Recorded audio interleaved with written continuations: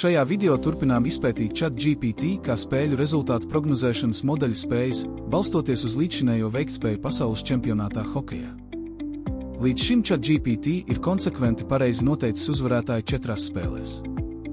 Latvija pret Franciju. ChatGPT paredzēja Latvijas uzvaru ar 4-2, faktiskais rezultāts 4-1.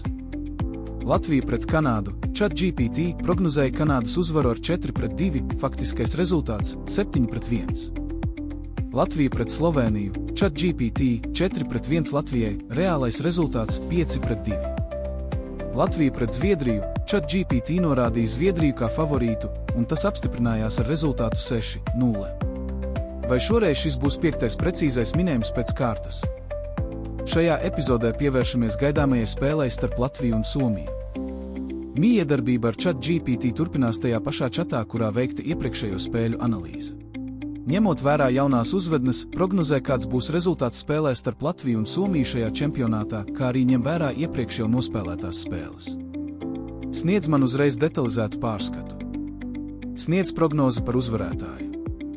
Ņem vērā, ka Latvijai pievienosies Rodrigo Abols, kā arī savai analīzē papildus izmanto vismaz 5 dažādus informācijas avotus angļu un somu valodā.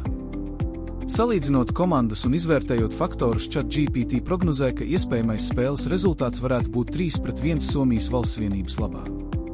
Papildus rakstām. Uzraksti prognozi par uzvarētāju procentos. ChatGPT prognozē Somijai uzvaru pamatlaikā 58%. Latvijai 20%. Ja spēle nonāks līdz pagarinājumam, abu komandu izredzes krietni izlīdzinās. Kā vienmēr atceries, ChatGPT nevar paredzēt nākotni, bet tas var palīdzēt izdarīt pamatotas prognozes. Ja vēlies redzēt līdzīgus video, abonē kanālu un esi pirmais, kurš noskatīsies jaunāko video.